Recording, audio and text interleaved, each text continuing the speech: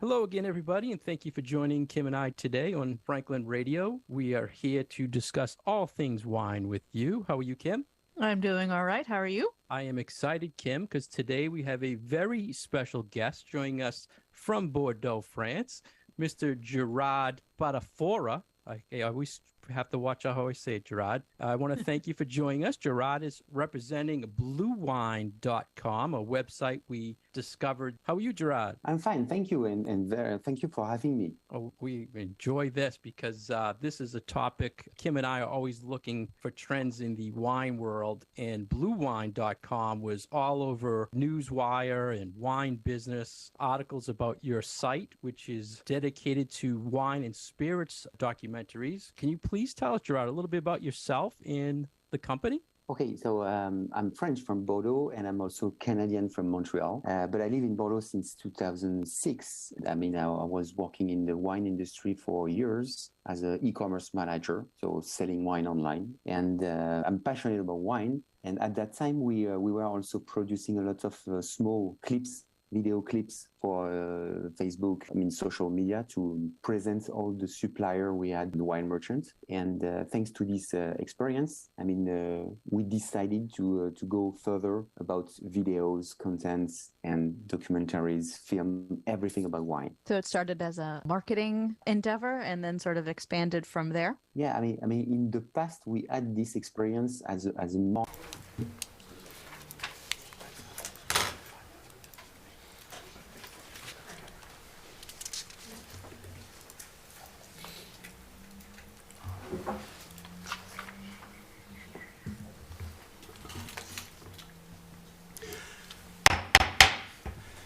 Good evening. Time being 7 o'clock, I call the March 8th meeting of the Joint Budget Subcommittee to order.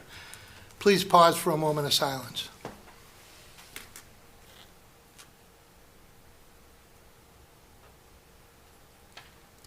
Please stand for the Pledge of Allegiance. I pledge allegiance to the flag of the United States of America, to the republic for which it stands, one nation, under God, indivisible, with liberty and justice for all. Recording in progress. That's a good thing. Okay, note to all residents, all citizens are welcome to attend public board and committee meetings in person. Additionally, in an effort to maximize citizen engagement opportunities, citizens will be able to continue to participate remotely via phone or Zoom. The meetings will also be live streamed by Franklin TV and shown on Comcast Channel 11 and Verizon Channel 29. The phone number is 929-205-6099, and the Zoom ID is 825-1472-7256, and then you need to hit the pound sign. Once again, the Zoom ID, 825-1472-7256, pound. Okay, just before we get going this evening, I think it's important that we kind of go around and introduce ourselves. I know we have nameplates out, but just so that the audience at home understands and knows who everybody is. Megan Whitmore is unable to attend. She had a family issue that she had to take care of, so I'll go to Councilor Frangillo. Hi, everyone. Kobe Frangillo, Town Council. Brian Chandler, Town Council. Dave McNeil, Franklin School Committee. I have the pleasure of serving as the Budget Subcommittee Chair. Tom Mercer, Chairman, Town Council, Chairman of the Joint Budget Subcommittee. George Conley, Chairman, Finance Committee. Good evening, everyone. Melanie Hamlin, Town Council. Dave Callahan, School Committee. Natalie Riley, Finance Committee. Mike Hamilton, Finance Committee. John Grace, Finance Committee. Jamie, who are you? The Prime Minister of England. I feel like I'm right in the middle of it all. Just wanted to make sure. just fire questions at me. Just fire. Okay. Fire away. Okay. For those who have not tuned into the Joint Budget Subcommittee before, the Joint Budget Subcommittee is made up of the budget subcommittees of our three boards, being the Town Council Budget Subcommittee, the School Committee Budget Subcommittee, and the Finance Committee Budget Subcommittee. So, and the whole idea of getting this group together, this started, many years ago. Actually, I think it was either my first or second year on the council when we first started doing this, where we tried to get the three committees that deal with the budget, deal with all the budgets on a regular basis, get them together to at least have discussions about the budget as a whole and inclusive of all parts, and to get questions answered about specific items within budgets, whether it be the town budget, whether it be the school budget. So that's really what the committee was put together for, just to collaborate so that when we do present the budget to the public at our public hearings in May, that at least we've had the opportunity to bring the three committees together and understand where everybody is. A lot of the time, we're all going to be on the same page.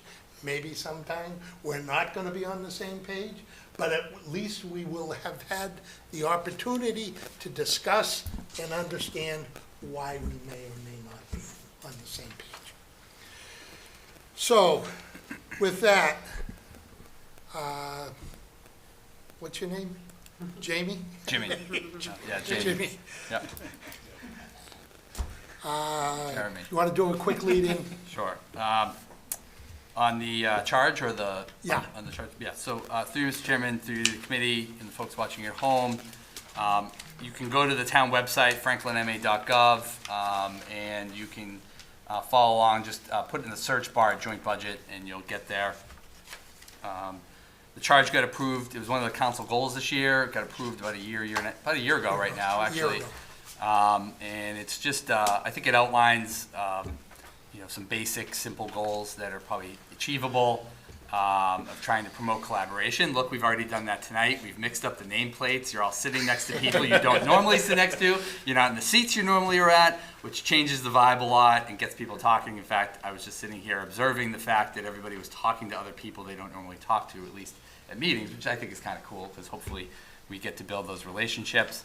And then really the rest of the charge, Mr. Chairman, is really about public engagement in terms of the role of the committee is to promote the budget hearings and getting engaged in it, asking questions, keeping their respective boards and committees apprised, although I know many of the members from both committees or all three committees are here tonight or watching at home. And there's just meet, just as you stated, just to meet at least once a year is in the charge, but as often as people need. I know we all have time for more meetings, and so it is very challenging, but I think this has kind of become, at least in my tenure, this is my 8th year in Franklin, this has become kind of a tradition. I think we've done the Joint Budget Subcommittee at least this time every year, probably almost every year, maybe the pandemic year aside, but it's been beneficial for us on the staff to really hear what the conversation points are, the opinions of what all you are hearing, because you're really hearing it from a lot of the citizens in town. So it's a very basic charge, and this is kind of our, last year was technically our first year going through with this charge. This is really the first year, and so we're sticking to the blueprint. Perfect. Okay, moving on into the FY23 budget update and discussion. Jamie, do you want to just do a quick update? Sure. For everybody watching at home or streaming this, again, go to the website, franklinma.gov. You can go on to the calendar. It's probably the easiest place. And if you go to today's date, you'll see the meeting agenda. In there is 2 important documents. One, my, 6-page memo. I'm sorry it's 6 pages. I know it's still long for a lot of people. I get a lot of complaints about it. If you can't read 6 pages, you might want to find another hobby. I can't boil it down more than this. But it goes into detail about where we're at in the process. It also explains all of the assumptions that are in the second document that's in the packet, which is the first draft, the preliminary FY24 budget. I won't go into all the details. I'm sure there's a lot of questions, and we'll get it out then. I just want to reflect that the March 1st, 2023 preliminary budget that's in the packet really represents, in general, probably the wish list, if you will, of all of the stakeholders that I've heard from, many of you have heard from, about all sorts of needs. Cost drivers on electricity, to assuming the school budget's budget of what they'll need for a level service budget, and even takes into account, and I'm sure it'll come up more in the discussion of the meeting, takes into account other things that we've heard from counselors or school committee members or finance committee members through the years. Things like snow and ice removal, why isn't that in the full budget? This proposal does that now with the removal of stormwater. And even most recently, the capital subcommittee of the council really made a very large push to say, things that we're buying in capital every single year, turnout gear for firefighters, tasers for police officers, laptops for teachers, et cetera, we know we need those every year. Why are those in capital? Why aren't they in the operating budget? So in the model, and I've explained it in the memo, where those assumptions are, people can go in and look.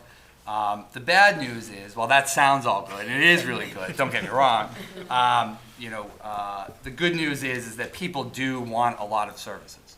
And I think that that's a good testament to the team on both the school district as well as the town. The bad news is that on 2 different places, you can see them in the model, the wish list is $5.78 million higher than available revenue that we have. So clearly there is a high demand for service. There are a lot of inflationary factors in here. And I would also note, as I conclude, at the end of my memo, there is a half of page of things that are not in here that I know for a fact the community really, really wants. So with that, I'll leave my opening remarks there, Mr. Chairman. How's that sound? I'm sure you'll be expounding on much of it as we move forward this evening. And again, I think it's important for everybody to understand that the budget that we're looking at, the preliminary numbers that we're looking at, are a wish list to a degree. And obviously, knowing that we're $5.7 million short of fulfilling that wish list, or those wish lists, that there is some work that needs to be done to bring this together. So, and that's part of what we're here tonight to talk about. Talk about what options might be out there and what differing opinions are out there. We have many department heads here. We have many members of the school committee here, as well as the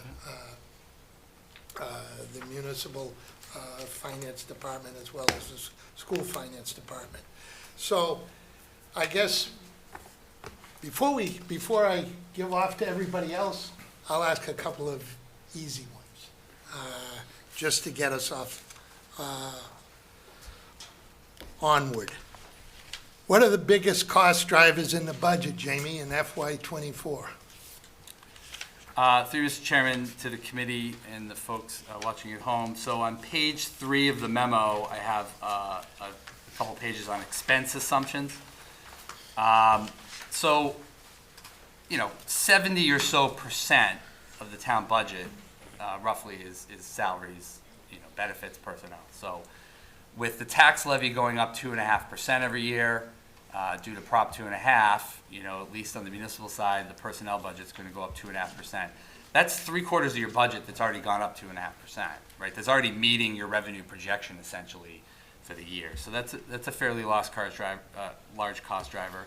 And personally, and you've heard this from me publicly numerous times, it's probably the most important thing, because without the folks behind me and in front of you and the rest of the staff, we're really not much. And so they deserve all of that and way more, but that's what we have. The second biggest cost driver is really inflation. I think this year we're finally feeling the effects of it. Notably, mostly in the facilities department, with electricity, gas, utilities. We expect that budget to go up $750,000 this year. So when you look at a tax levy that's going to bring in 3.1, and your electricity and utilities just to keep the lights on and the water flowing and the gas going, that's already 1/4 of your new revenue right out of the gate. Add in a second cost driver, which is really fuel, DPW. As I've said many times, but just so everybody hears it, I think it goes without saying, but obviously the facilities and DPW have the budgets with the biggest cost drivers because they deal with supply chain issues, and there's where your inflationary hit is going to be there. I know the schools will talk later on about out-of-district placement and some of the other cost drivers for them, and personnel and all those things. But really for the municipal side, Mr. Chairman, those are the two larger areas, I think. I don't want to get into pension assessments. That's a cost driver. But that's always $500,000 a year, roughly. Those of you that have been paying attention on the Finance Committee know that. So those are like baked in. Healthcare is at 5.2%. So that's more than 2.5%. So we have to cut other areas and shuffle some things around. But our staff do a great job managing those budgets. So I would say those were the two big ones.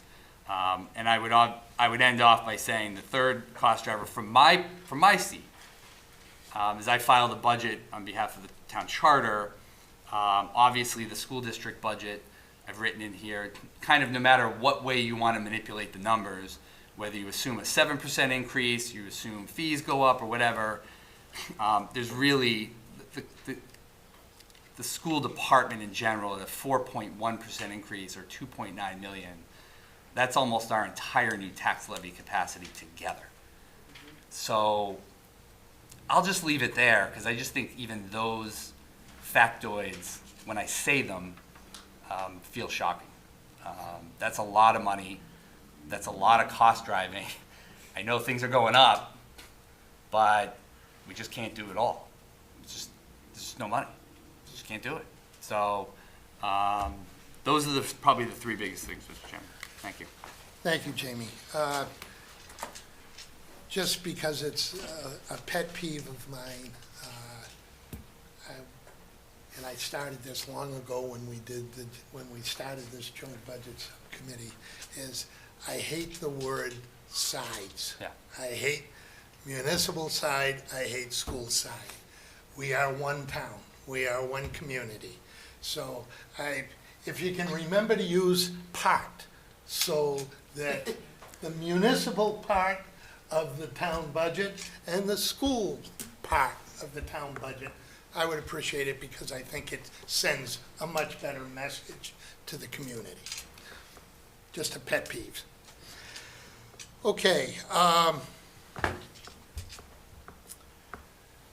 I guess as far as, I want this to be as much of as an open discussion so that everybody gets an opportunity. I don't want to just go to Jamie and pick on Jamie, or I don't want to go to the schools and just pick on the schools. But I do have a couple of school questions. So I think what I'll ask them, and that'll kind of open the doors for everybody else, and we'll move on down. So I don't know who wants to speak to it, but whether it be Dave as the chair of the budget subcommittee, or whether it be superintendent. So again, to a similar question that I asked to Jamie, how much of the revolving to get to that point, how much of the revolving funds do you expect to use in FY '24? Sure, sure, please. Absolutely. Please do, because I'm sure the discussion's going to go back and forth, whether it be the school part or the municipal part. It'll be kind of back and forth. And The answer is 7.1 million. okay, and Yes. so what would the projected balance be at the end after using that? Roughly, and $4 million, well, which is approximately what we keep in the bank and generate on an annual basis in revolving funds. So, and again, I know that the school part of the budget, the personnel costs are going up over 4%. What are the other cost drivers in your budget besides that? We're all aware of that. Sure. So I know that, I'll take the first part, Miriam. Sure. Jamie mentioned out-of-district placements. This year, the OSD, which is an operational division of the state, unilaterally increased out-of-district special ed private tuition by 14% in an increase. So that went across the Commonwealth to all districts. And typically, we've seen an average of around 2 to 2.3, 2.4 over the last, I'd say, 15 years. It's been pretty steady and predictable. And this year, it went up 14%. So when you tally that, every school district is impacted differently based on their percentage of out-of-school, out-of-district tuitions. So for Franklin, the impact to tuition for us is $775,000. It ranges across the state from 500 to 1.3 million, I believe, but ultimately that's where we're impacted. And we are a community that really works hard to provide in-district programming for our students across the board in our special education department, and really try to work and keep kids where we can educate them appropriately to their needs. We do that to the best of our ability, and it also allows us morally to keep kids within the town in which they live and keep them a part of our community as much as possible. Unfortunately, every town, there are some programs that provide supports that just can't be supported at the school district level, depending on the needs. And in those cases, that's when we send students out for out-of-district. Are we always looking for additional collaboratives to maybe look to for some of our students that may be a neighboring community? Like I know we use the BICO collaborative, which we've used for many, many years. But are there other collaboratives that can help? Because the state, correct me if I'm wrong, the state isn't increasing the funding for special ed, nor are the feds to any large degree based upon what we have to provide. It's a great question. I appreciate you asking it too. So we have been also working. We had a legislative forum, all the tri-county, meaning the tri-county is the superintendent district, which includes multiple towns, probably 30 to 40 school districts. So it's not to be confused with the vocational school in town, but that's the name of our district. We had a legislative breakfast where we met and we explained this particular hike as it relates to that large amount of money that we didn't foresee. But we, in Franklin, on the board of 2 collaboratives, which most of my colleagues are only at one. So we have Accept, which is a collaborative. They're based out of Natick. And then we have another collaborative, which is BICO. So I represent our town on those boards. So we have 2 to choose from. They both experienced an increase, not to the level of 14%, but 10 for Accept. 10. 5 from BICO. Right, so they had a rate increase of 5 and 10. Thank you, Miriam. So we are a member. We do look beyond in-district and out to private school, but we also have collaborative models that exist as well, and we continue to try to utilize those and be as creative as possible. The last thing I would just say, and I know Mrs. Morano is here as well, she and her team continue to look for what are the needs of our kids, and if we have multiple students who require supports that are specialized but could be accomplished with a classroom, we're continually looking for ways to say, you know what, if we hired our own staff to provide these supports, could we do that? And sometimes it's feasible and sometimes it's not, but we certainly don't have a stagnant process for that. We continue to try to do that because we see the value, obviously. Thank you, Lucas. Yep, you're welcome. Okay. George? I'll go back to our deep dive back in, I don't know, February, I guess? December Maybe 7th. January? Who knows? No, it wasn't February. January, December. I'm still wrestling with the fact that we've gone from 6,300 kids to 46 this year, around? 47 and change. 47 and change, down 22, 23%, and yet the budget has exploded over that. And I understand special ed, et cetera.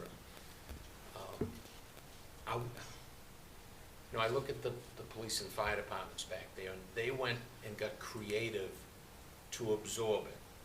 Police department went to 10-hour shifts and moved people around. Fire department went to a whole new structure and was able to hold the things down. What have we done to, I'll use the old cliche, think outside the box, or is there anything? I don't have a comparable. I would commend my colleagues in the other departments for their creativity and the work they've done. I can only speak for our industry. We're in the business of educating students that come to school during the day, so the schedule itself, I think, is the time of day in which we would transport kids, pick them up, bring them to our school, educate them, and then if there's after-school activities and whatnot. There's a variety of needs that students come to the building and we provide as a district. And it's beyond just reading, writing, and arithmetic. I think of education, and we all went through education as a high school student, but certainly, I'm here, we all have a role to play in this room. We all have responsibilities around oversight and fiscal responsibility. I'm here to advocate for our kids and our schools.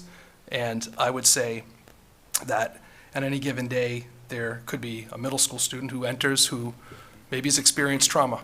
And we have to provide some mental health or social emotional support for that kid so they can navigate their day. And that requires the help of maybe a counselor to be in the room. Maybe maybe it manifests in behavior that we have to address or deal with at the school level. And we've seen an uptick, you've heard, I'm sure, across the board around that and how we manage that. That requires support as well. When I think about a student who comes to us, when maybe they're a refugee or there's someone who's learning a second language, we have to have someone who's a specialized teacher to instruct the student to help acquire that language. But then also they have the right, and we have a moral responsibility that they are educated with their peers so that they are learning the content at the same time.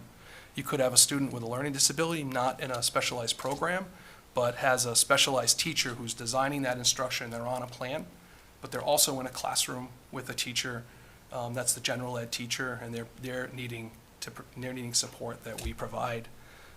And a few other examples. You could have a student who is a general ed student who goes through the day, takes some of our art and music electives, maybe takes some AP courses, which are advanced placement.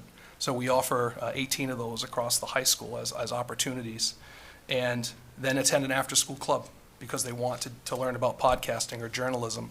Before we just were awarded the Journalist of the Year for high school. And I think that's due to that student's drive and capability, but I would also think it was from inspiration from the teachers he had and also the clubs and what he's been able to do with Panther Book, which is the school newspaper.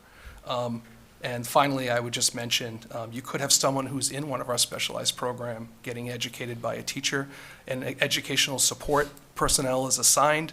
They could be going out in the community, working at Big Y, and they need a job coach for that to happen. So there's just a wide range of students who enter beyond getting just tier one or our teachers in front of them that are educating them in the content areas. So I think when we think about the budget and what we fund, we're a human business. We're not a tire factory where if our costs were running high, we could cut down on the number of things we produce, or we could go to our marketing and try to recruit and generate more revenue that way. And those are ways. And then creatively, to answer the final part, Mr. Conley, I would say we continually look for grant opportunities. Dr. Rogers is behind me. She was able to secure over $100,000 in math grant materials. Mr. D'Angelo and I applied for a school safety grant in 2019 that we received in 2020 for 80 grand for school security. And I think about the literacy grant that we're crossing our fingers that we get. So those are just a few items that we do try to think creatively and utilize the resources we have. And it's not lost on me that we need to continue to look for ways to be fiscally responsible, but also provide the level of education that this town has come to expect and that we expect of each other and our kids. Who decides initially who is a special ed student?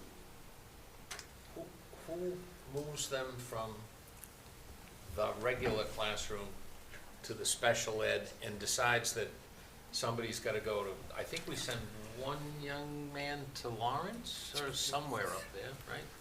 If I remember correctly. I don't think I spoke, I don't know if I ever shared student information, but as a hypothetical, can you just walk through the process, Mrs. Morano, and introduce yourself? Hi, I'm Mrs. Paula Morano. I'm the Assistant Superintendent of Student Services, so thank you for allowing me to talk tonight. This is my passion, and this is what my job that I do every single day. I'm very passionate about it. So decide if a student is a special ed student. So a student becomes referred to the special ed team, either by a parent, a physician, or a school-based team if we see that a student is struggling in a certain area. The next step is for us to evaluate that child. So our school-based team evaluates that child to see where the areas of deficits are. From that evaluation, we determine if the student has a disability, a school-based disability. Sometimes students come in with a medical disability also that we have to look at and examine and see how it's impacting their learning.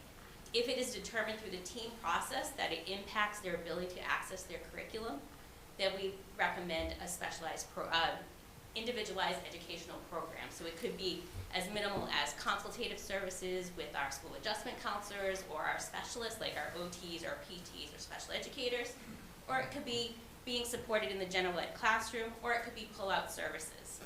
And then we determine that where those services will take place. And we always look for the least restrictive environment. Well, what does that mean? Supporting the student within the general ed classroom. But if we find that that student's not making progress, then we might have to provide services outside of the classroom, in a special ed room, in a counselor's office. So we keep collecting data and examining the data to ensure that the student is making progress. If we feel the student isn't making progress in the least restrictive environment, then we might need to recommend a specialized program. And we always look for our in-district programs first, as Mr. Giger described. And that could be our autism program, our language-based program, our social-emotional program. If the student, again, based on data, based on progress, if the student's not making progress, then we might recommend a more restrictive environment. And yes, to answer your question, we do look at collaboratives first, because that is another lesser restrictive environment. So we'll look at BICO, we'll look at ACCEPT. We also access other collaboratives within the Commonwealth that might be able to fit that student's need and profile and the methodology that that student requires to make progress. If that doesn't work, or the student has more significant needs, then we look for our out-of-district placements and our private placements. And then if that even doesn't work, because some students do have significant disabilities that are impacting home and in the school, in the regular community, we might have to look at residential. But we always look at least restrictive environment first. It's always a team decision. The parent is part of the team. They're an active part of that team, and then we have to use it based on data. So that's kind of the ABC Reader's Digest version of special education, Mr. Mommy. I like Reader's Digest. I know you do. Just to give me a flavor, how many of the 4,700 kids are part of special ed? We have, it's close to, like it's 900, roughly. 900 So students have special ed. Almost 25%? And that could be, yes, No, yeah. about 18%. It comes out to about 18% of our students. Yeah, it was a little off. Anyway. Yeah, it's a lot. Finance guy. And that could be anything from, as I described, just being supported in the classroom to being in a residential placement, so. The 900 kind of catches my attention. That's a lot. It is a lot. Now, has that changed post-COVID? Yes, it has gone up. By, Yes? About 1 to 2%. Not a huge percentage, but about 1 to 2%. So we were pretty stable for a while, and then post-COVID, now we're seeing another increase. So we're looking at that. We're doing, you'll hear about MTS, that we're doing multi-tiered supports. We're trying to provide those tier 1, tier 2 supports. If you've watched our school committee meetings and our presentations, you've heard of that. We're really trying to provide those supports before they refer to special ed, because the more supports we can provide before they need a special ed evaluation, the more cost effective that is going to be. And it's better for the student.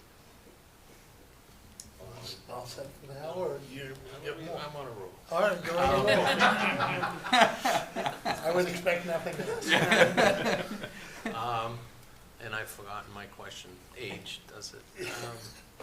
George, can I pipe in just because it's something related to that? I'm curious how, we're comparing the numbers a lot, and the 18% I think is very helpful, because when you went through the services, it's obviously very value add, and, people love Franklin for their schools. But I wonder, that doesn't really explain, why we've dropped in enrollment, unless our services have increased or the number of people we've had to service have increased. Because presumably when we had 6,000 students, we also provided those same services. So I'm curious, is it the level of special education? Is it 18% now when it was 9%? No, I think we probably around 14 to 15%, I think was our average during the lowest time. But I think, like Mr. Giger said, the kids are requiring more intensive services. So not only do we need counselors in our classrooms for our students with special ed, but it's our other students as well, our students who aren't referred for special ed, that we're also providing those counseling services for. Kids are coming in with trauma that we've never seen before, and behaviors that we haven't seen before. And it's post-COVID. A lot of it is post-COVID. They have lost executive functioning skills, they've lost coping skills, and they really are requiring more and more supports. Okay, that's helpful. All set? I'll come back to you. Dave? Thank you very much. So, we just heard that 18% of the student population is some kind of specialized program, and something that you mentioned, but if you wouldn't mind extrapolating on a bit more, how not only are these specialized in-district programs better for the students in our community, but also how they are ultimately cost-saving. Do you mind expanding upon that, please? Okay, I'll start. I heard the word cost. And it's a toss. And she'll fill in the blanks. So, as Mr. Morano said, we always look for the least restrictive environment, which is either our general ed classroom or in one of our specialized programs. That's why we have specialized programs in district, because they do actually cost us less to educate a student within our district than sending them out to an out-of-district placement, which could cost anywhere between $60,000 and $250,000 a year for a residential placement. So maybe $60,000 for a collaborative placement, all the way up to $250,000 to $300,000 for a residential placement. When we look at an in-district specialized program, our average cost is in the $30,000 to $34,000 per student. We are educating them in our schools. They are going to school with their neighborhood peers. They are with our teachers and our paraprofessionals, and they're getting the supports that they need in their neighborhood school with their peers. Transported by a van that we asked for from Capitol. Those are the vans we use. Transported by our van drivers. So anytime that we can keep them in district and support them and make their meet their needs so that they can access the curriculum in our district, we're going to do that. It's at a savings. You don't see it as a savings necessarily, but it's at a much lower cost to us than if we were to send that student to an out-of-district placement. And I'm going to be very frank. I think I've observed these out-of-district placements, and our programs are almost better. Our teachers are highly qualified. We're able to provide more comprehensive supports within our own district, and as Mr. McNeil said, it's not only good for the special ed students, it's good for the other students as well, and it really helps with our inclusivity and people accepting others' differences and neurodiversities as well. So. Absolutely.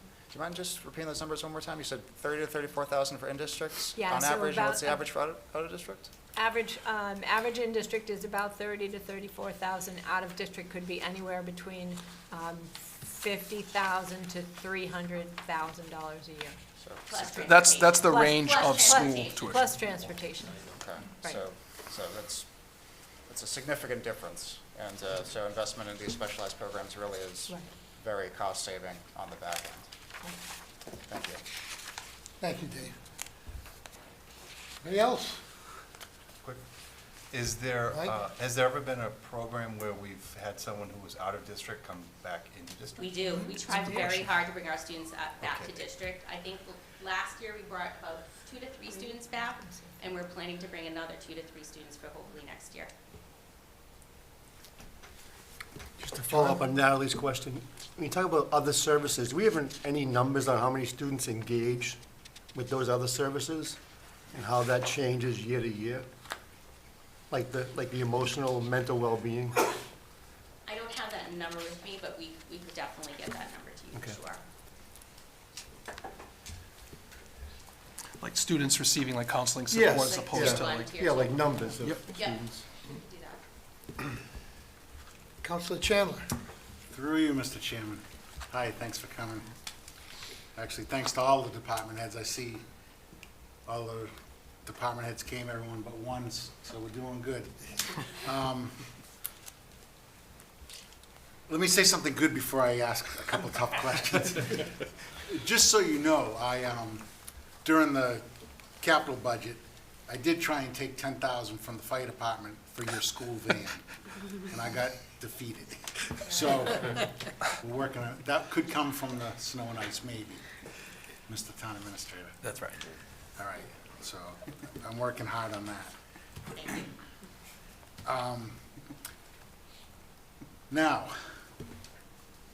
so in our assumptions here, everything was, I'm just gonna bring up the raise thing for a quick second, was 2.5% on the town part. Thank Okay? you. Town part. And on the school part, it was an extra, it was 4%, so you got an extra 1.5%. So obviously 88% of your budget is salaries and benefits. Yes. So what was that number, what does that extra 1.5% come out to? 600,000. 600,000, okay. No, because I'm just, because as the budget goes on, people are gonna come to me and say, well, the music needs this, everybody needs this, this, and this. And that's a big number, that would solve a lot of problems, I believe. Solve a lot of problems. And, as fairness goes, but I just wanted to find out that number, thank you. Good thing for everybody was I saw the health insurance was 5% increase maybe this year, so that's pretty good. Jamie, you want to expound on that? Yeah, through you, Mr. Chairman, I know Councilor Chandler knows this issue as well as anybody. We're still triaging it a little. I think we're hopeful that the rate will tick down just a tiny bit. But I think we stand to say that that number probably still won't change very much. But the good news for the employees is there won't be any plan design change, and we will be able to keep the HSA program going, which has been very, very popular and very good for our employees. So I appreciate that comment, Councilor Chandler. Yeah, we appreciate all the work you guys did with that, Karen, back there. Absolutely. Okay, and lastly, so the more money we take out that we don't give to you guys, how much, is that more gonna go back on the parents as fees? Is that your only other option, since you have about not even 20% to play with? So the majority of our budget is salaries, right? Correct. We, every year, we didn't say this, but it's in our budget reports, it's in everything. We look to make enrollment-driven reductions and try to keep up with those costs. We also try to put a close eye to the investments that we've made annually, regardless of enrollment, and say, are these effective? and do they work and should they carry? Just like any organization and every department behind me, we look at what's working and what's not. So we would look to continue to do that. Do you want to expound on that? Yeah, so I would say exactly what Mr. Junior just said. We always look to make reductions to keep up with enrollment, as well as other reductions that we might be able to make within the budget on any given year. And we do that on every given year in the 15 years that I've been here. We also look at other streams of revenue. This, I don't want to get out ahead of the school committee because they haven't seen the school's budget yet. But the budget does not anticipate any increase to fees at this point in time. You already know what the request is going to be. It doesn't, as I said, it doesn't anticipate an increase to fees right now. We also are anticipating, one of the things that didn't come up yet, but we've talked about specialized programs and specialized placements, is the governor's budget is funding Circuit Breaker at an increase this year, and Circuit Breaker reimbursement will likely go up next year just by virtue of the fact that districts are going to spend 14% more on out-of-district placements. Now what the threshold is and how that reimbursement's ultimately going to play out still remains to be seen, but that will be an added support for next year. And then, we look at areas of the budget that include salaries where we think we can make reductions, what's working, what's not, and we go from there. Okay, thank you, Mr. Chairman. Thank you. Thank you, Councilor Chandler. Councilor Frangillo. Sure, thank you. I'll focus on schools while they're here. It stinks, but the cap of the 2.5% revenue increase is the same cap that every community in Massachusetts gets. And so at some point, knowing how well we're doing comes at a point of comparing ourselves relatively to the communities around us. Now, on the town part, we know that our fire department is one of 3 suburban fire departments to receive the top classification. Our police is receive full accreditation, which puts them in the top X% of performing police departments. Our DPW superintendent was superintendent of the year across the country last year. What do we have in terms of metrics to compare ourselves to communities around, both in terms of how much we're contributing to schools as well as how we fare in terms of performance? Do you want to? So I'll speak to our per pupil costs. Sure. I'll speak to our per pupil cost first, and then I'll let Mr. Jaguar speak to the academic portion. In terms of per pupil spending, our per pupil spending is as of 2021, which is the latest data out from the Department of Education. Our in-district per pupil spending is 16% below the state average. We are in the 20th percentile for spending in the state. That means 80% of districts in the state of Massachusetts spend more on education on a per pupil basis than Franklin does. So there's one data point. The second data point that I'll speak to is in terms of the amount of state aid that we're receiving. We are a minimum aid community. We're going to get $30 per pupil based on the current Student Opportunity Act as it is written. $30 per pupil more than our hold harmless amount of roughly $28 million. So we're going to get $150,000 on an annual basis for the foreseeable future.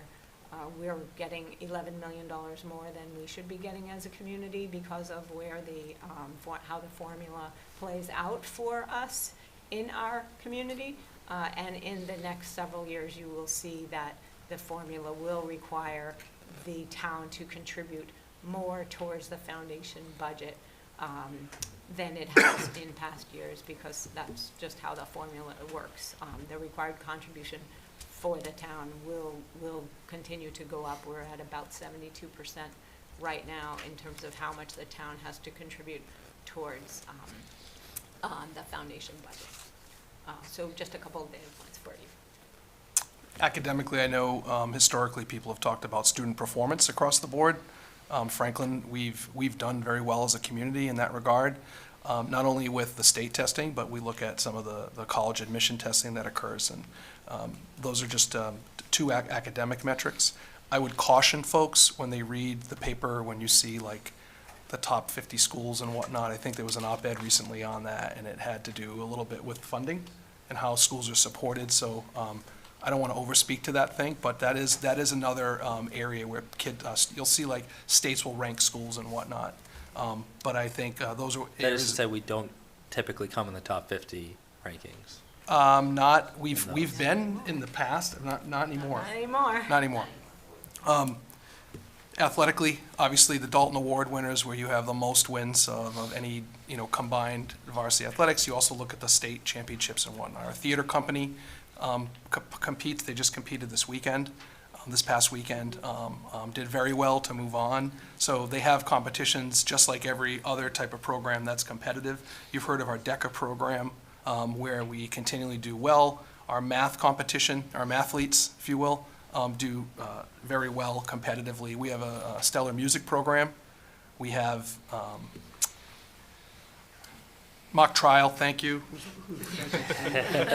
Yes, our mock trial does very well. Steve, am I missing anything else? Most of the stuff Steve covers. Yeah, I mentioned theater, but drama would count there. So I think it's academics and the environment that we're able to create and for our kids. And those are just examples that I would give on metrics.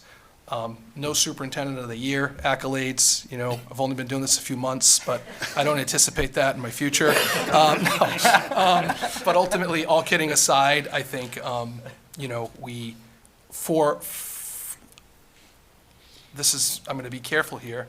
We do a lot with what we have, and that's not to say we don't need it. And people often ask too, like, what's the vision? What do you want to accomplish? What would you add? And we can talk about that and talk about our hopes and dreams, but I think a solid system needs to be in place where you're supporting the kids who walk through your door every day as well as part of that. So I wouldn't want to lose it to a new initiative or an idea, and really think about the supports we need day to day in our classrooms. And it's not just in one area. It's not just special ed or one area, but it's around keeping reasonable ratios of students to teachers.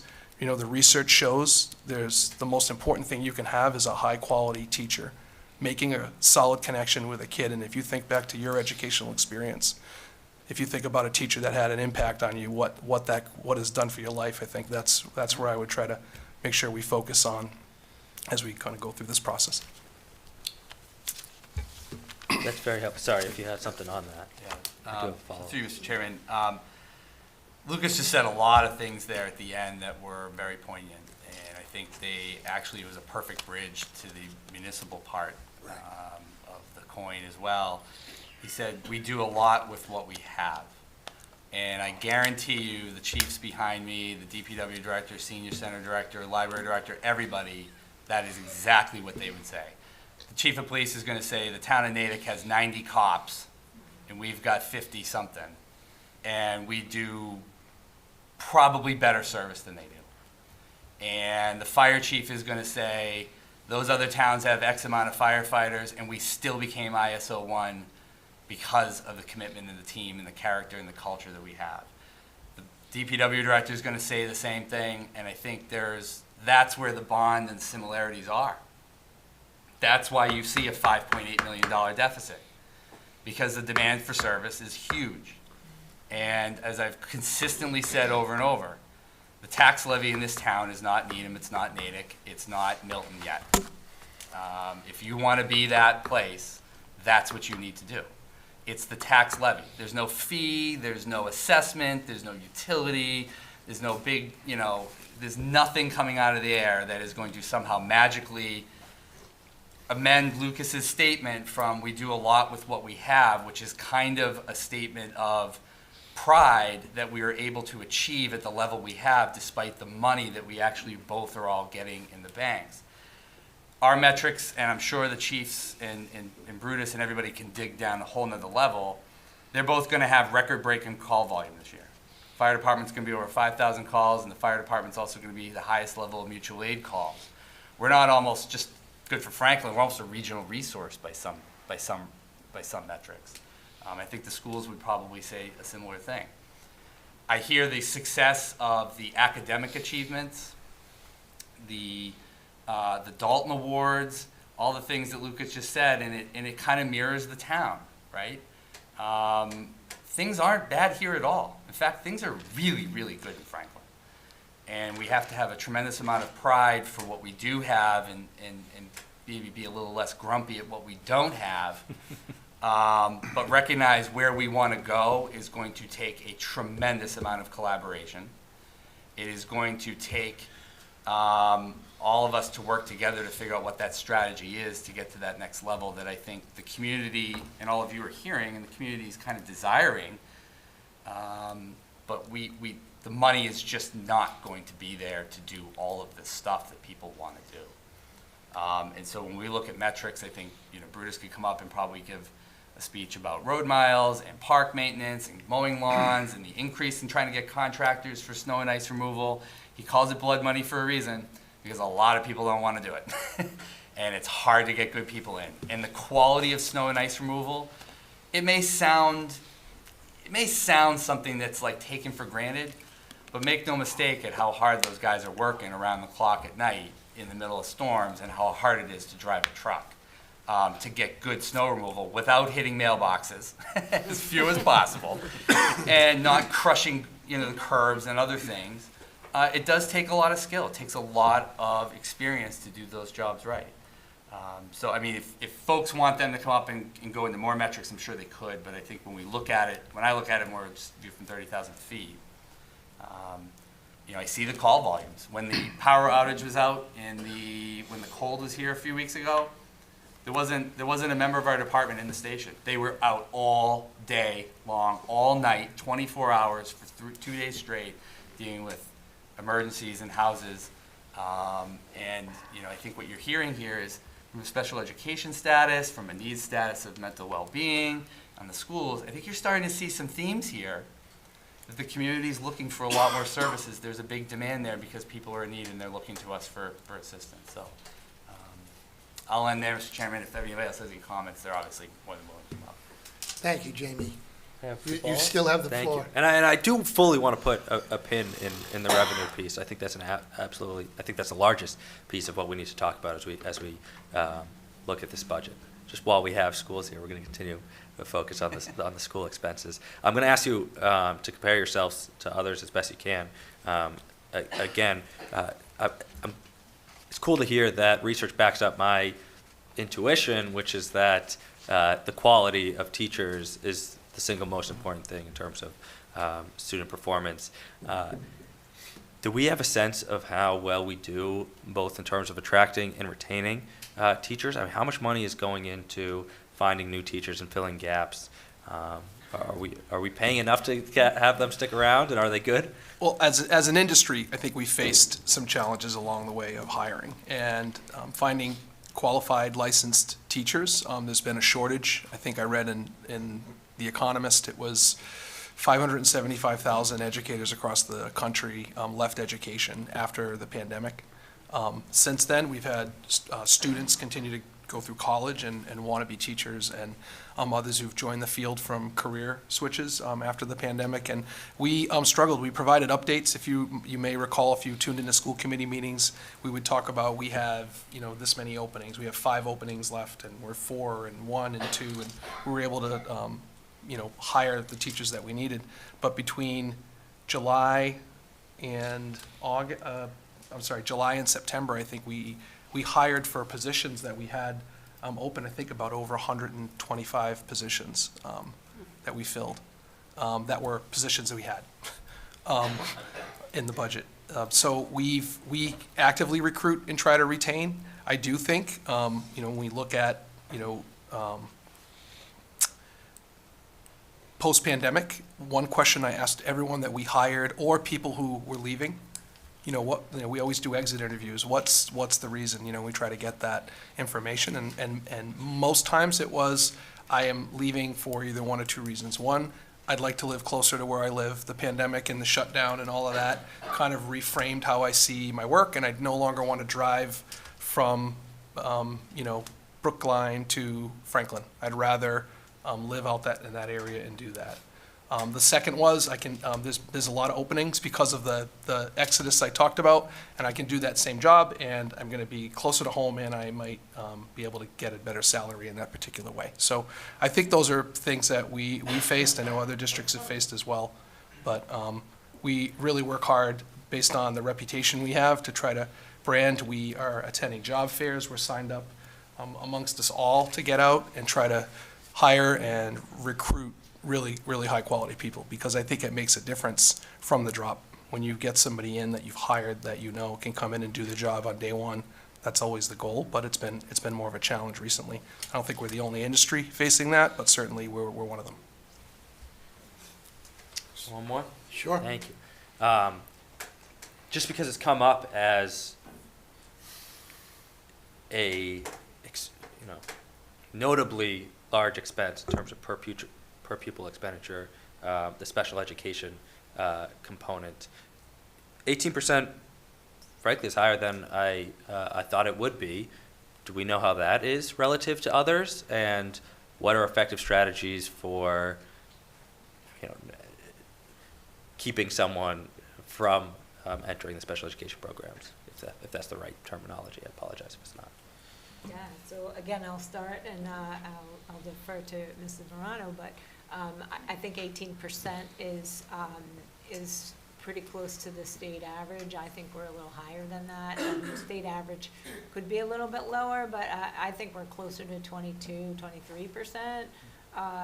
And in terms of keeping kids from special ed services, I think that goes to our multi-tiered systems of support, and I'll let you speak more to that if we're not. Right, it's really looking, through assessments and whatnot, looking at what the students' gaps are and providing intervention just in time. So providing intervention before their special ed. So if we're seeing a student is struggling with math concepts, then we might give him what we call a tier 2 intervention. We'll get some small group intensive intervention on that skill.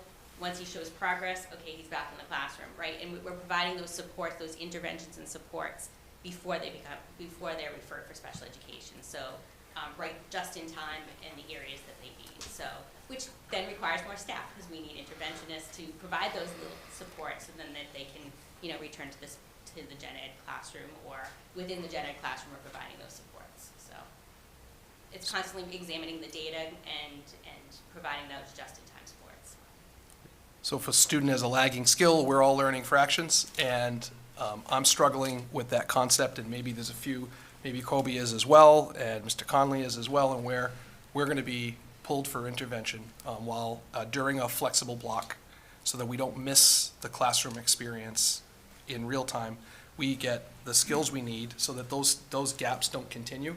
Because once you lose the first lesson, now when we move on to the next lesson of fractions, we're already at a deficit. So what we've learned is, and this is a common strategy across the state, and we've utilized funding for that, grant funding through our ESSER for interventionists currently. But ultimately, what we're trying to do is, before we get to a place where that gap is so far that we are now having a different conversation around the types of support students need, if it's truly a matter of can we get that skill developed, and can we get you back into where you were, that's ultimately a strategy that we've used. And that's general ed. That's a support across the board. We're all in the same classroom. So. Cool. That's it for now. Thank you. I just have a follow-up too, and only because I don't have a long memory, but how does our assessment team within these schools, do we get much pushback? In other words, a parent that may not be satisfied with what is recommended, and then look to outsource an assessment to look for more services. Do we get much of that? I guess I'm just kind of looking to see We do. I mean, there are parents that say, you know what, I don't agree with that, so then we might seek an outside evaluation. They have a right to do that. That's part of the regulations, and we have to. That part I did remember. And we have to fund it. So yes, we do. And we have to fund it. And we have to fund it if they disagree, and with the assessment, it is one of our, and if we feel that, okay, it's possible that we might have missed something, yes, we do, seek outside, evaluate a clinical psychologist or a neuropsychologist or outside maybe behaviorist that will do another assessment for us. So it does happen. We try to really work with the parent, obviously, and come to a compromise, but yes, there are times that does happen. Okay. Dave, go ahead. Since you hadn't had a turn yet. George has got to wait. Would you write it down? So Thank you very much. So, one thing too that I wanted to address, that we were definitely kind of talking about it, but we kind of talk about like comparables and especially about like teacher salaries, that we're now kind of bringing up to the level where we are comparable and competitive to a lot of other districts in the surrounding area. And when the Superintendent Jaguar kind of talked about how many positions were left open, I know also too there was a U.S. Department of Education kind of said that 53% of all public schools across the nation opened up last fall not fully staffed, without teachers in every classroom. And so this makes it a heck of a lot easier when I guarantee you, come summer, we're going to be hearing about those national teacher shortages all over again. Superintendent Jaguar and his staff, did a great job to try to minimize the impact of the students this fall. I know he was in a whole bunch of classrooms to try to do that, but I hired him to be the superintendent, not necessarily to, a great teacher, but I'd love you to stay in central office. Thank you. And so I think that, when you talk about like that $600,000, what else can that do? Well, one of the things that I think that the hope is kind of prevent, as a backstop, to kind of prevent further openings from the school kind of opening up in the fall without, while still looking for teachers, while still looking for positions, because, now, we are more comparative, we are far more competitive. So, I know one of the things that was tossed out, my daughter is, she has softball, and she competes in the Hockomock League. And kind of, if you look at those like 12 districts in that league, before this, Franklin, in terms of teacher salaries, I believe ranked 11th out of 12 districts. And I know that if she placed 12th in her softball league, 11th, and she'd be irate. And this kind of brings us up to level, because I think if we were still kind of serving at that 11th place marker, when if we got 10 teachers coming looking in this community and in this area for new jobs, it's a hard sell to bring them to Franklin. I love Franklin. Franklin's fantastic, but if we're not able to pay our teachers competitively, it's difficult to be able to fill up those positions. And so I think, you're right. There's so many great things we could do with every dollar across this entire community, both on the municipal side and the school side. But I do hope that a lot of those dollars that we're putting towards there are going to help to alleviate that keep that national teacher shortage elsewhere in the nation and not in Franklin come the fall. Appreciate it. Thank you. Thank you, Dave. Councilor Hamblin. Thank you, Mr. Chairman. Sorry, George. I'll wait. I wanted to actually thank you all for being here tonight. I just wanted to go back to the conversation about the assessment for a second. It's to me, it's really interesting because to bring the students out to train them again so they don't fall far behind. That's just really fascinating. Like, how much time does the assessment team have to make that decision? So the interventions that take place, and I think we can all chime in on this one, but ultimately, there are designated times where we try to provide this intervention that don't impact the day. Mm-hmm. So it could be that a student's receiving intervention on any given week for a 30-minute block where we're really trying to focus on a skill that's lagging that we've identified. Right. When does the staff though realize like we need to pull this student out That's the magic of teaching. No, I know, I know. Seriously. It could be a quick formative assessment, it could be a quick dipstick, it could be A quiz, a screener. It Okay. could be any of those things, depending on, it could be our map testing, we do our map 3 times a year, it could be based on that data. It could be, our teachers just constantly are doing those quick assessments. And so these teachers need to be trained to be able to do this, right? So there's a training cost to make sure that they can identify when the student needs more help.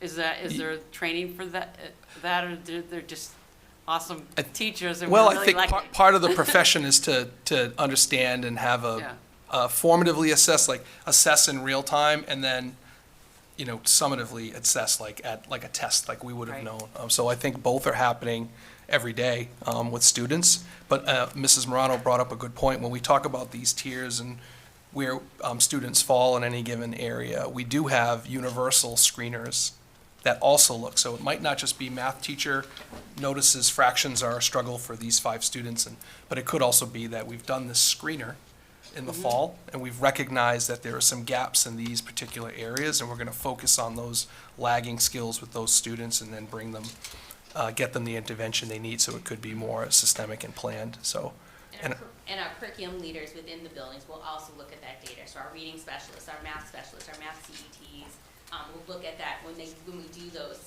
universal screeners. They'll look at that data and track that data as well. Yes, thank you. To me, it seems like it takes a large team to Takes a do village. to do this, to make sure that our students get the help that they need, so they don't end up costing more, right? Because then there's the 30,000 or the 60,000 potentially. Right, and all of our schools have what we call instructional support teams who are constantly looking at data and student work and examining that data and determining, where students fall and what students need some extra help.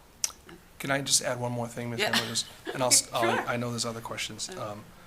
The other piece is when we think, I'll just use elementary, we had the math specialist present to school committee. Say again? That's exactly what I was going to say. And the data and the charts and where every kid's name is and which unit and where their skills are yellow or red or blue or green or, and how they've coded it to kind of see and move kids and use that data is one thing. The other piece is if you're an elementary teacher, you're responsible to teach every subject.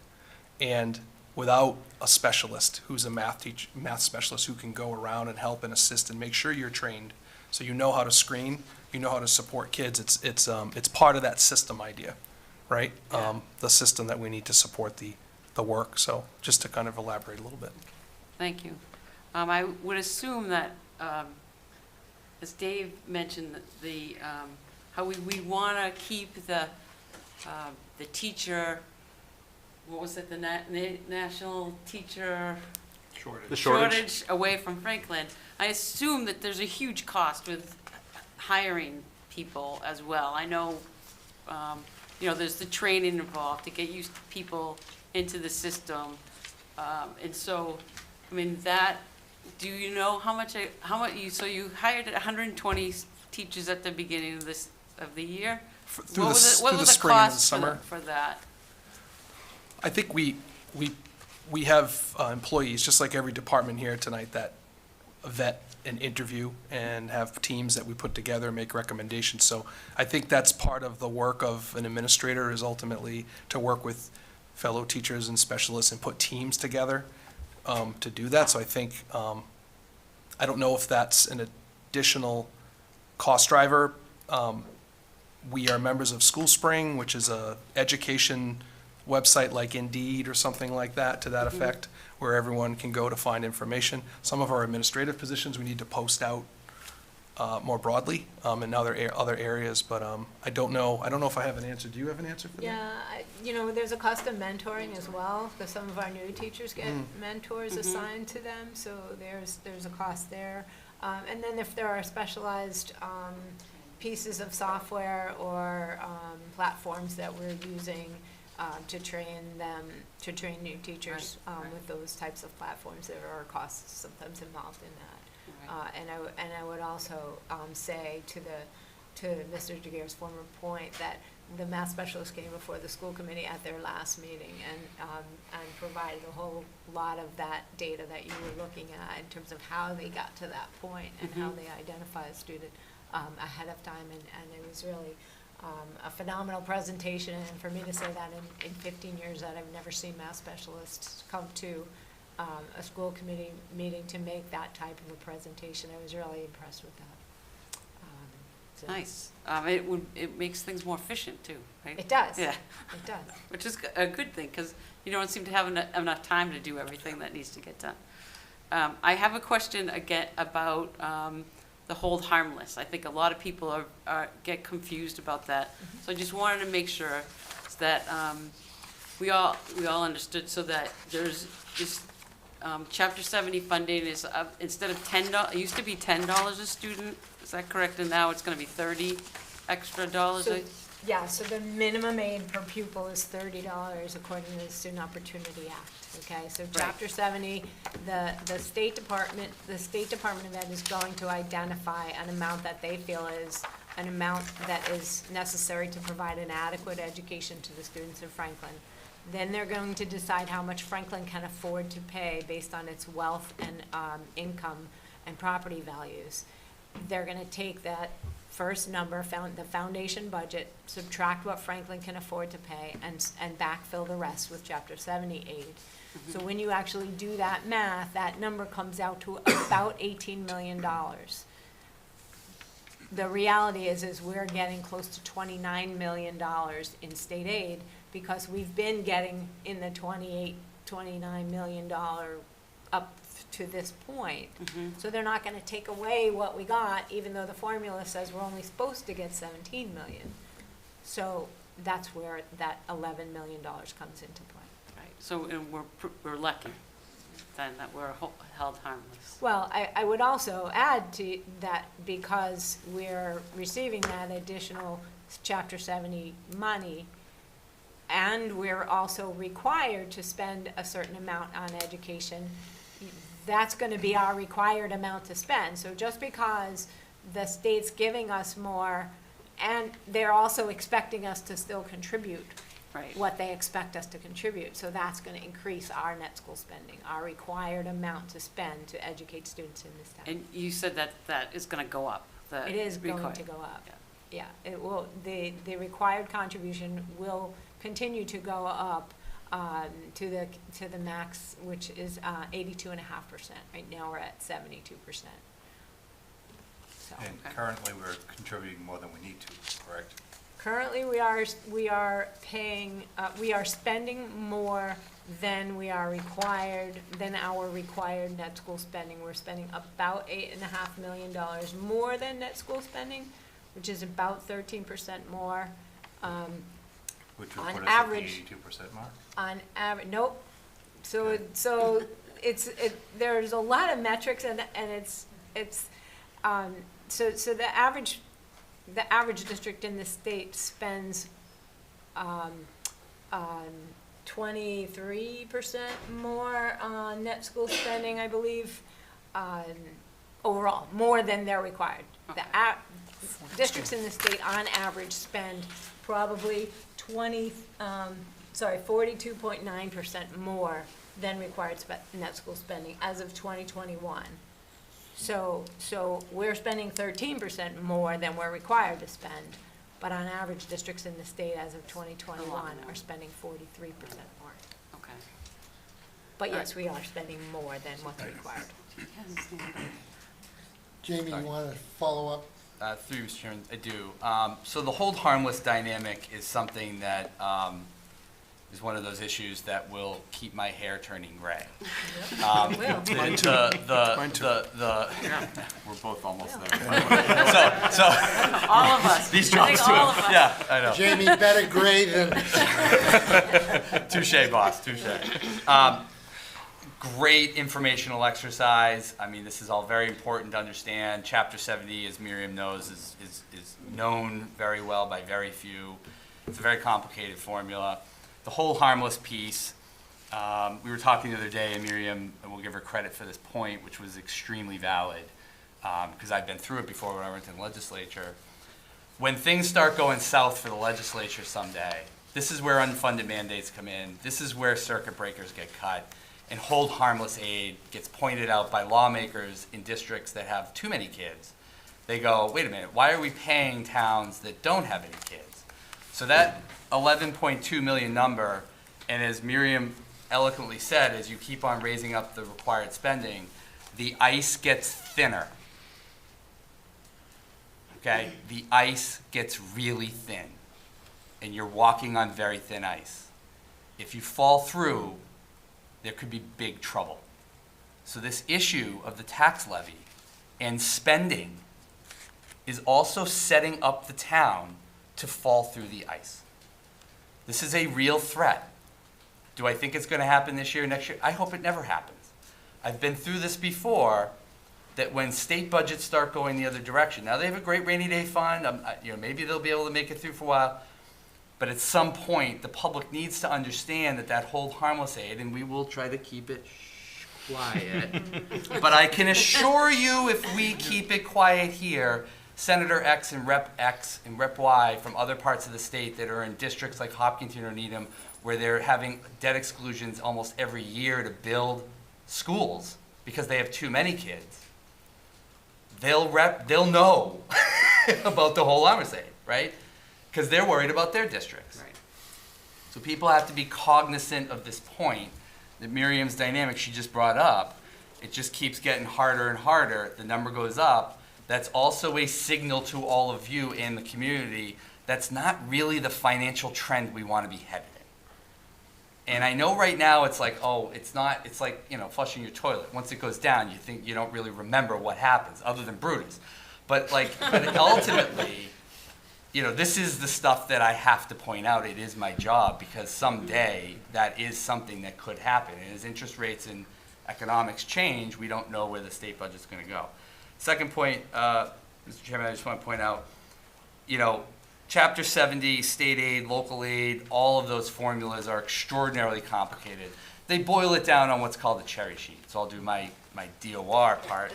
At the end of the day, House 1 this year, Governor Healy's budget, the town of Franklin loses $9,667 in aggregate after all the other mosquito control, the county assessment, MAPC, all these other little things that are etched out in state law, all the per pupil cost, I get it, like all the other dynamics of Chapter 70, I get it.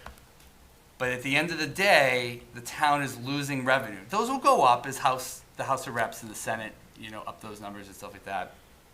It's important for people to understand that, as we're one Franklin and we're just one, the school department is one department, when it gets to my chair, they're correct with what they're saying, but then I got a net loss.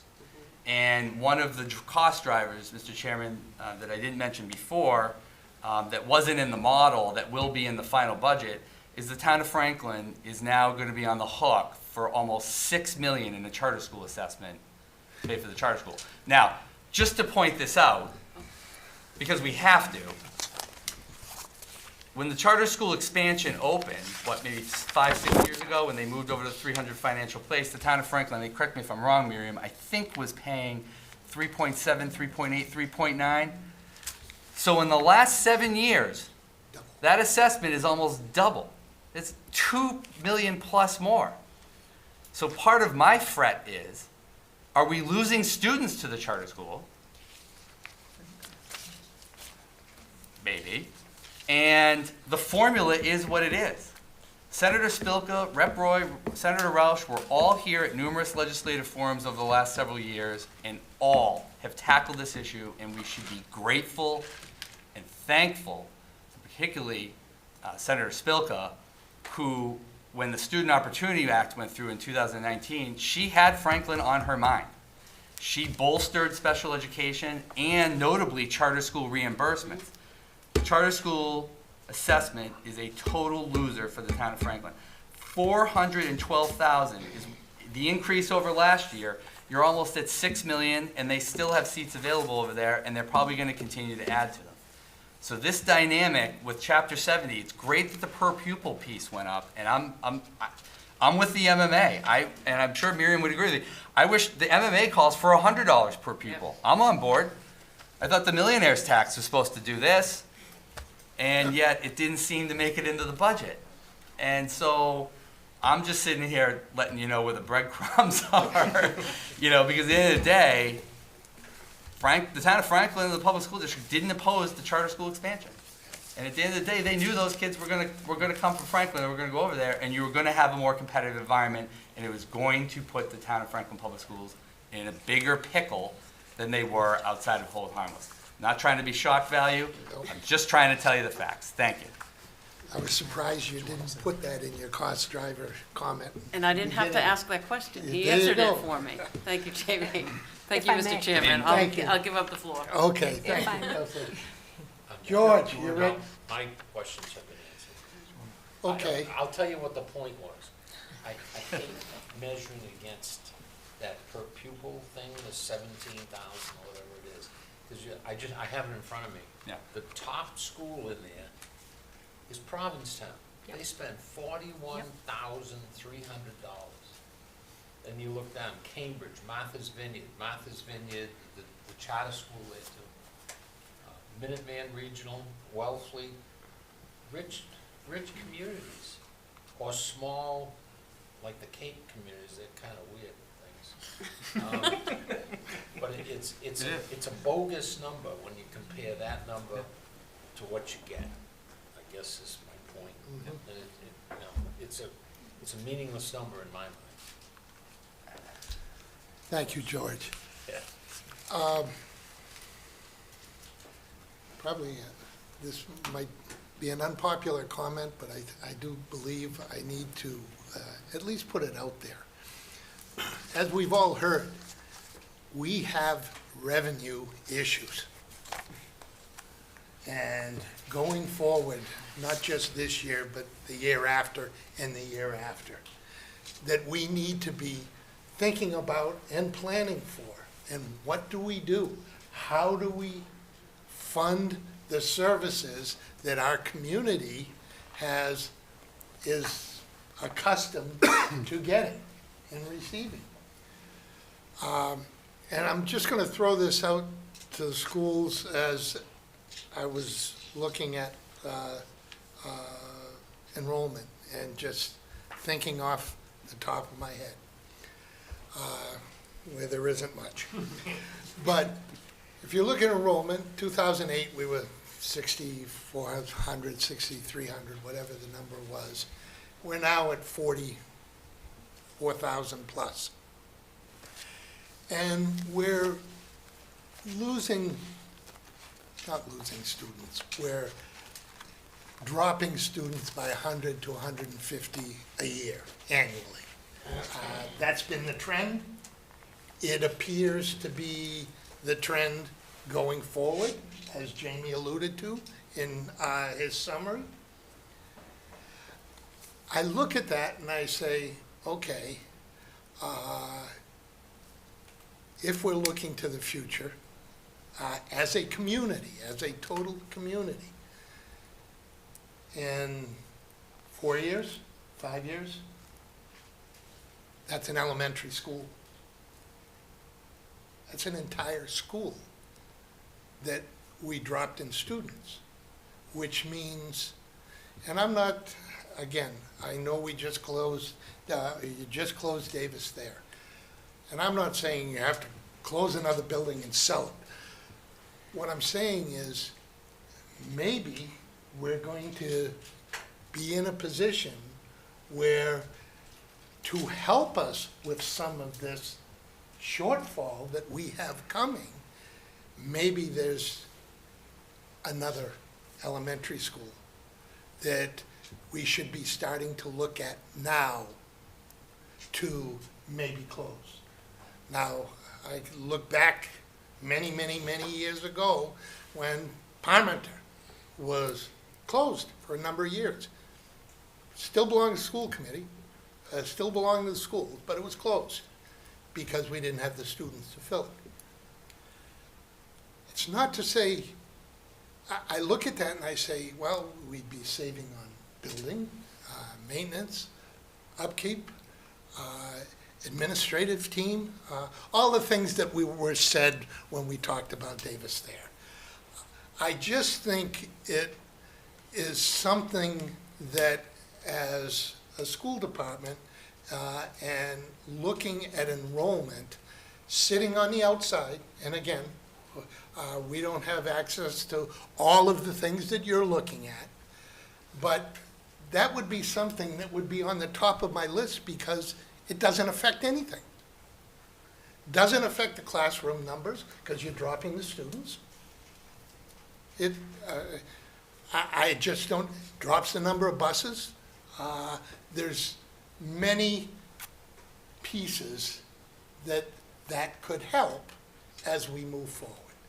We all know, and I'll sit here and ask a very simple, not a simple question, but as you look at the school budget, is it sustainable in the future at the current rate of expense commitments? I don't see that it is. As I sit here looking at the overall town's budget and the revenue that is coming in.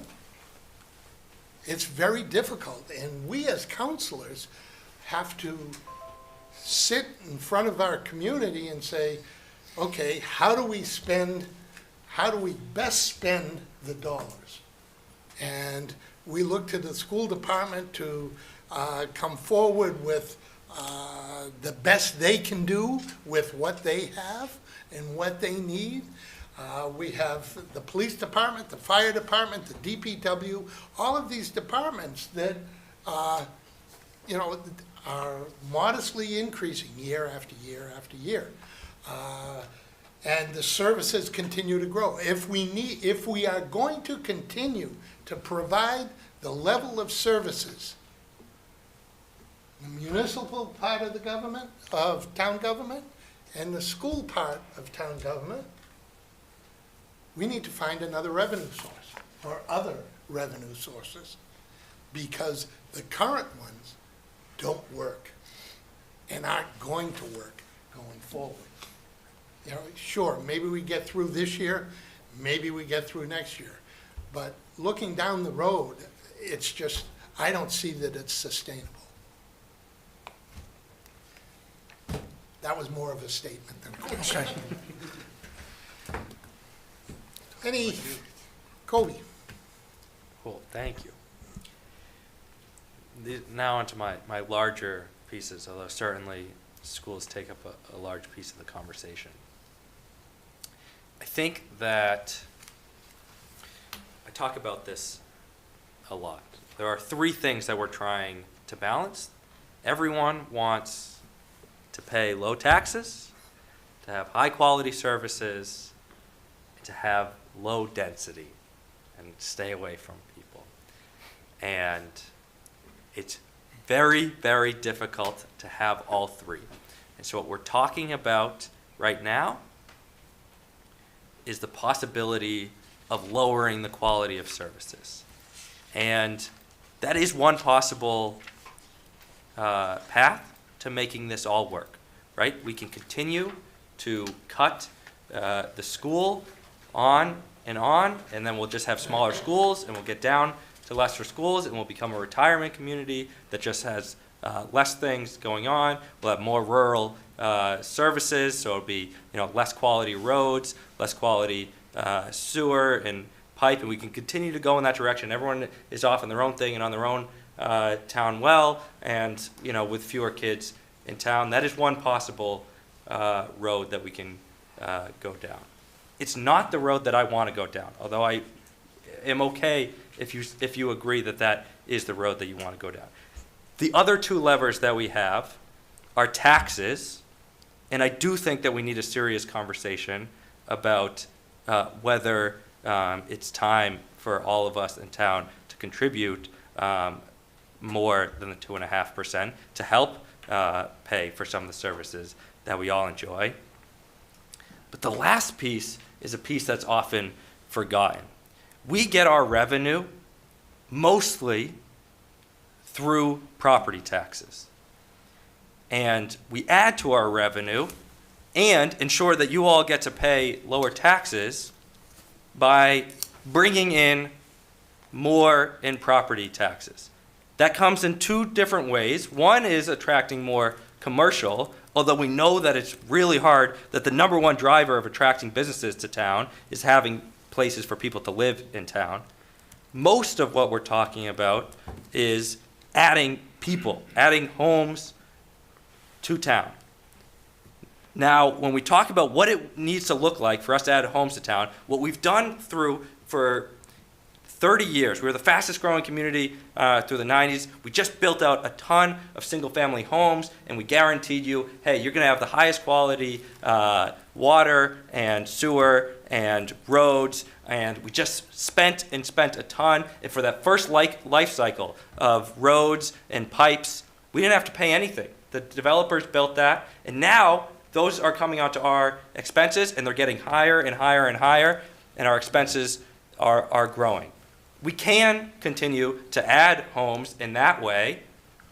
We can continue to add homes in the way of large multifamily complexes, which justifiably are scary and abrupt and quickly change the feel of the community. Or we can go back to how we grew for hundreds of years before we started restricting to only single-family homes, where we allowed the community from the middle out to breathe naturally, to make the next incremental step of growth. It happens organically, 1 unit here, 1 unit there, 1 unit there, 1 unit there. We continue to add to our revenue. We continue to add smaller units that help people, our teachers. The number one reason that you said we're losing teachers is because they're living far away. They can't afford to live in Franklin. We can add smaller units to help them, and fire and DPW and police live in Franklin. And we can do that in a more natural way that allows us to be able to still afford the services and to not have to pay that much more in our taxes. To me, that's the number one path. And so when we talk about budget and revenue, the piece that we're missing here is the planning piece. It's the hardest part, because the planning department, for the most part, views their job as protecting citizens from change. We need change if you want to be able to continue the services. And the question then becomes, how do we want to see that change? I would rather see it done organically, done at its own time, and done spread out and more naturally in a way that provides smaller units, that allows our public servants to live in home, and supports our businesses and attracts other businesses to Franklin. That's a full piece of this revenue. Or of this budget, is our services are growing. We're capped on how much taxes can grow, but we have the opportunity to build smarter than we are now. Thank you. George? Just one question. You guys are currently going through redistricting. Correct. Analysis. Wouldn't it have been, which is going to take a lot of people and turn them this way, upside down, moving kids all over the place, whatnot. Wouldn't it have been prudent to include the closing of the school that Tom referenced? First of all, I didn't reference it. I just referenced Parmenter only because that was years ago. So I was just talking about an elementary. But wouldn't it, instead of having 2 upheavals in 5 years, have one major one and just get it done? I haven't watched the meetings, but I've read it all. Sure. And there's room in the 3 big buildings we have now. At least it appears that way from the study, the whatever it was 2 years ago or 3. Right. Wouldn't it have been better to cause one giant upheaval than 2 of them 3 years apart? I'm happy to speak to this. So we are in the process of a redistricting analysis. There's been no decision made on closing a school or even that thought. There's 3 options on the table that look at and consider the fact of an upheaval or anything that could happen in the future. It's ultimately the school committee's final decision on the direction we move, but the charge we have is we're in the process of studying this. And just to speak to an earlier point, our enrollment does decline, and then around 2027, it increases, it comes back up. So there's a window where it goes down, but the numbers we have today, we could not fit into 4 elementary schools. So by 2027, you're back at a situation where, based on the McKibben report, you're back at needing the space that we have currently to sustain those buildings based on the data that we have and the projections that we're using. The second piece I would just add is, if you read the architectural report that we use, we've based a lot of our modeling on, it does talk about not accounting for the in-district programs that we offer. So when we think about the students in the in-district placements, if they take classrooms, that means a classroom that's used for in-district specialized programming that we mentioned, that comes offline as a 25 student classroom. So the numbers start to change, and I think that's where the analysis comes, is around where are we at. And one thing we all agree on is trying to make sure that we are thinking about not just next year, but the future, because I think that's a really critical conversation that we continue to have. The school committee is obviously interested in having that information so that they can make the most informed decisions possible, and I think that's the charge. So I just wanted to, I appreciate you both asking the questions and comments, but certainly, you know, we're looking at the short term and the long term as we do this. And I know they're very hard questions. And, Sure. You know, and I wasn't suggesting that this is what you do. What I was suggesting is The example. an example of what could be done to save with as little impact on services that are currently being provided. That was the intent. Any other?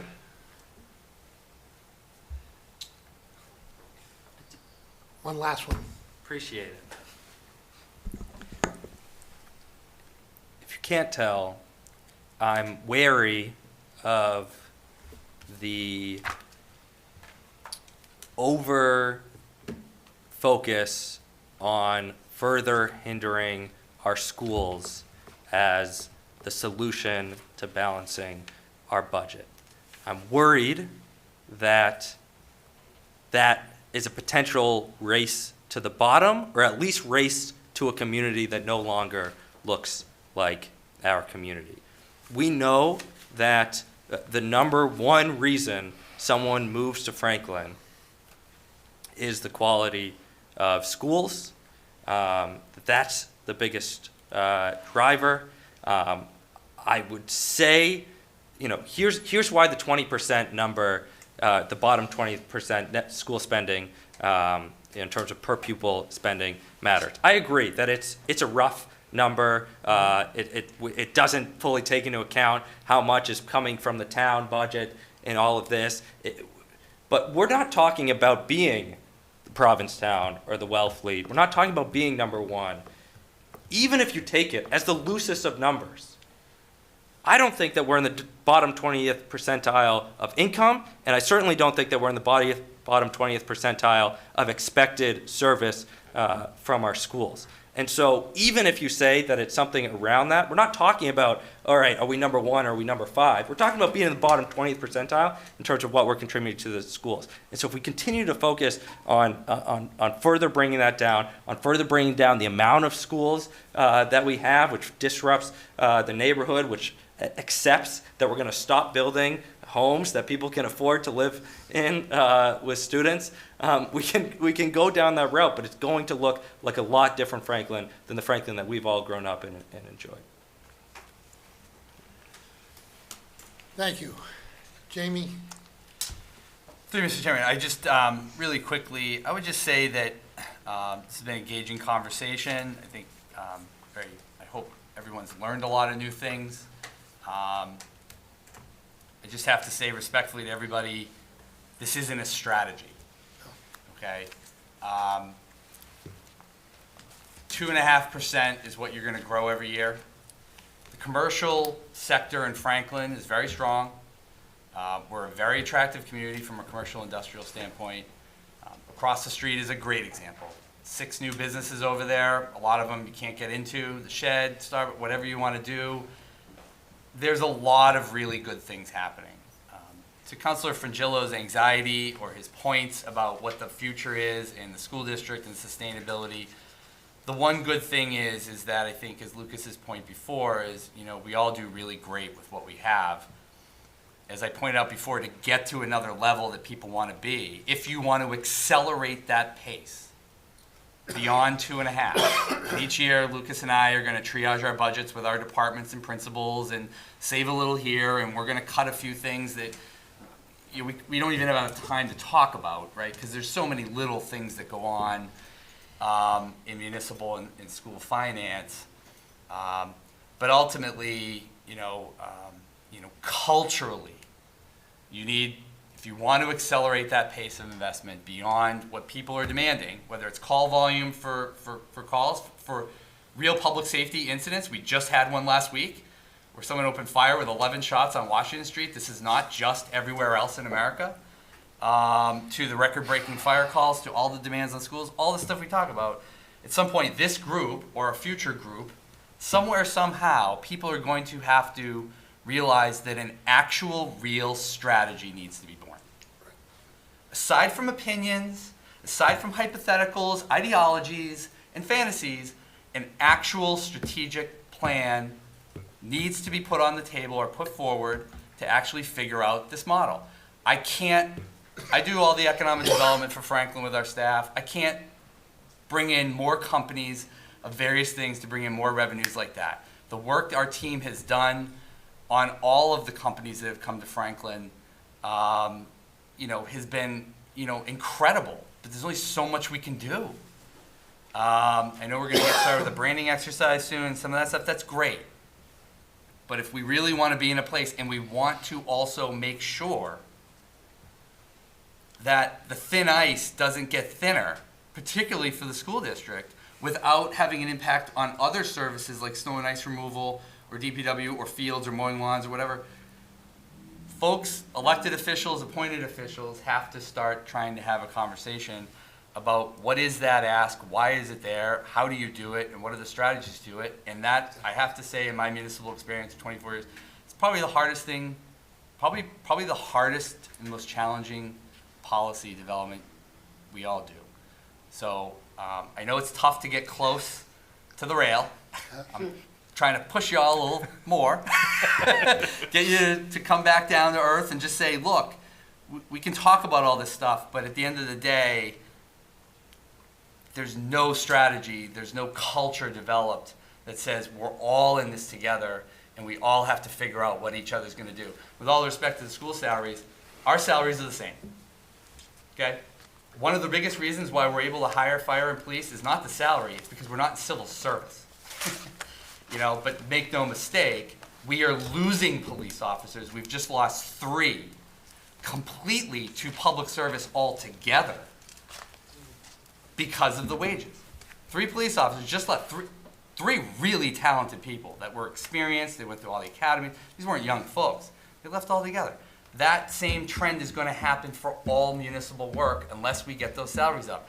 I said it before, and I'll end on this, Mr. Chairman. If I were the governor and lieutenant governor, I get policies interesting. If I were them, I'd be making a call to public service.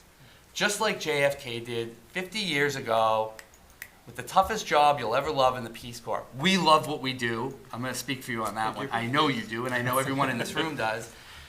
But to hire a teacher, and I know you're familiar with a few, it's tough. Why would someone young get into this field?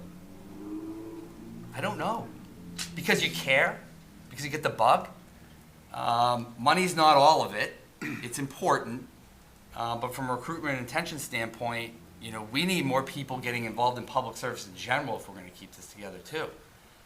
Because I don't see huge amounts of people coming out of college these days saying, I want to be a police officer, I want to be a teacher, I want to be a dispatcher, and that's also going to hurt. And so, we're going to be good in FY24. Yep. Franklin's going to be some of the best quality of life in the United States of America. We're going to make great investments in the schools and a lot of other areas. But if a lot of this conversation and many conversations we've been having for years, folks really need to start to look out and say, what is the strategy moving forward? And how are the schools, the school part, and the municipal part, what is it that is going to bring people back together to make it, one community where really everyone in the community can rally around the strategy on that investment in the town? So that's my closing salvo. Thank you, Jamie. And again, I think it's important, and Jamie alluded to it. We are one community. We are the town of Franklin, and we are all in this together. Whether it be the school part or the municipal part, we are all in it together, and we all have to develop and work together to develop the strategies that make it work.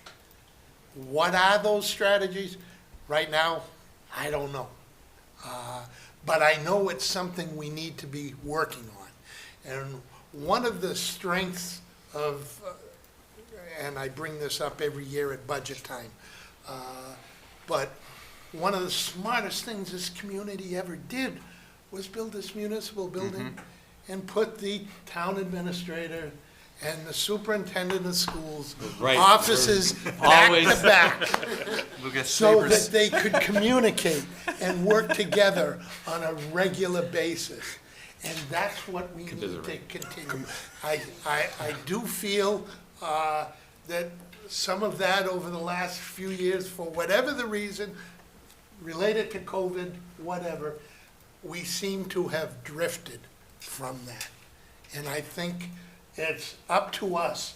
We are the bodies, the different bodies of the municipal government that need to help to bring us back together as one community, because it's the only way we're going to succeed and provide the level of services that we're all accustomed to. With that, we've been here quite a while. The only thing I will say to our audience that is here in council chambers, the next time we have one of these, the municipal part and the school part, we will expect to intermingle like we did up here. You mean in the audience? In the audience. Because then we had a lot of the municipal people on that side and the school over there. So with that, who? Brutus. He joined us. He joined us. Did he join or was he kicked out? Thank you, Brutus. He's such a ham. Bring it together. He came late. That's only because the people over here wouldn't let him sit over there. Okay, with that, I'd entertain a motion to adjourn. Second. Non-debatable. All those in favor signify by saying aye. Aye. Opposed? Thank you one and all for being here. Thank you, department heads. And I know there was a lot of school stuff and maybe not as much